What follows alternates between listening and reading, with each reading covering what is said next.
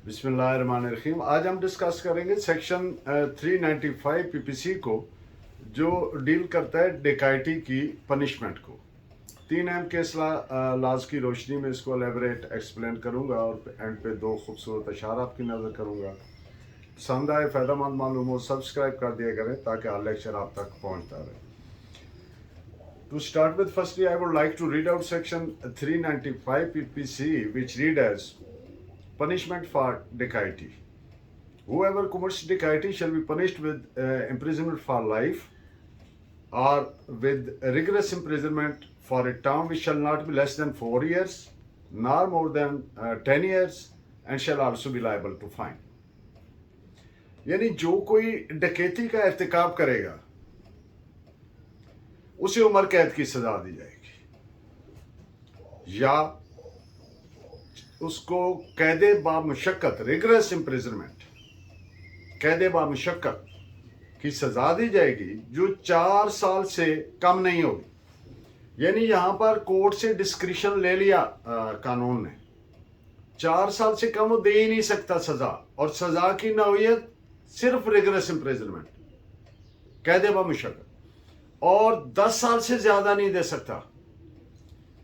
4 साल से कम नहीं होगी और 10 साल से ज्यादा नहीं होगी, और नियत क्या होगी? बामुशक्कत, रिगरस इम्प्रिजनमेंट, और इसके अलावा फाइन के लिए, जुर्माने के लिए भी लायबल होगा। अगर आप इसकी नौयत, नेचर को देखें तो थेफ्ट जो है उसमें बुनियादी तौर पर डिकैटी हो या रॉबरी हो, वो थेफ्ट की एग्रेवेटेड फॉर्म है, ज्यादा कभी ज्यादा घिनौनी, ज्यादा बुरी शक्ल है उसकी।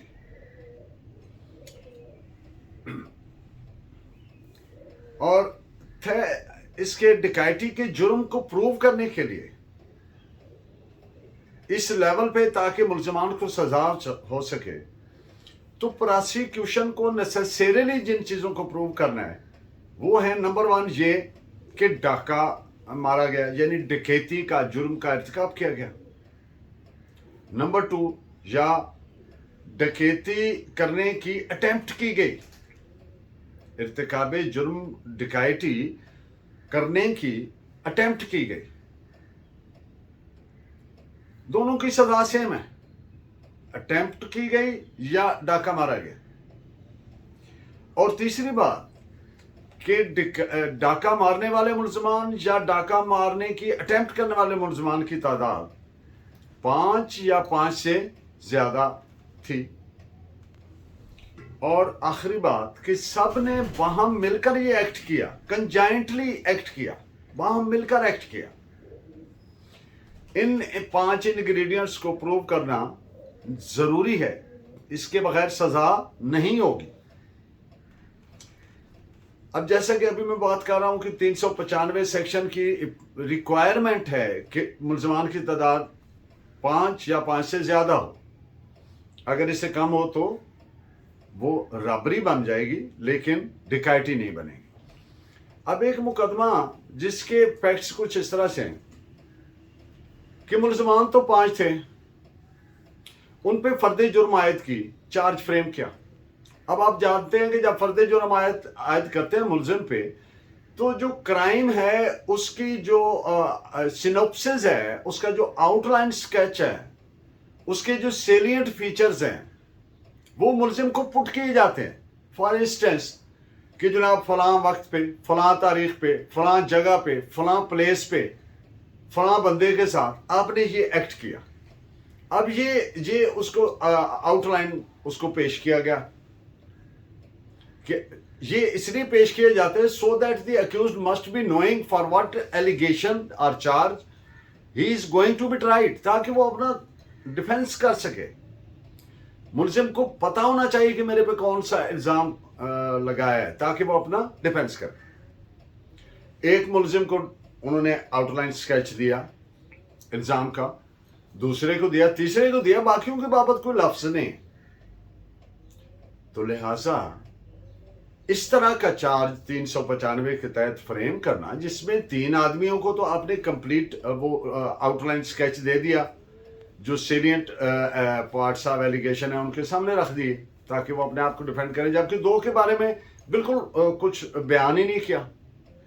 तो इसको इनवैलिड चार्ज अंडर सेक्शन 395 करार दिया कोर्ट ने। इस पे बतौर रेफरेंस आप नोट फरमाइए, PLD 1950 ढाका पेज 6। अब एक और अहम बात डकैती के सिलसिले में, डकैती हो या रॉबरी हो, इसमें यूज ऑफ फोर्स जो है या वायलेंस जो है वो बड़ा एक अहम एलिमेंट है, वॉलंटरीली। तो अब एक मुकदमा के फैक्ट्स ऐसे हैं कि उसमें ना तो ये बताया कि मुलजमान ने कत्ल करने की या हार्ट काज करने की या रॉन्गफुल रेस्ट्रेंट में रखने की रखा या रखने का इंस्टेंट फियर पैदा किया, फौरी खतरा पैदा किया। यानी जो विक्टिम ऑफ क्राइम है उसको लगे कि अगर मुझे अभी कत्ल कर देगा या जख्मी कर देगा या रॉन्गफुल रेस्ट्रेंट में रखेगा, इंस्टेंट फियर हो गया। तो ऐसी कोई चीज सारी एविडेंस पड़े तो केस में वो नजर नहीं आती कि कोई वायलेंस यूज हुआ या यूज ऑफ फोर्स हुआ या they were kept in some such type of fear. तो फिर ये थेफ्ट का जुर्म तो एस्टेब्लिश होता है, लेकिन इसमें 395 PPC के तहत कन्विक्ट नहीं किया जा सकता, उसके तहत कन्विक्शन पास करना मुनासिब नहीं होगा। इस पे आप रेफरेंस के तौर पर नोट फरमाएं, PLD 1965 ढाका पेज 92।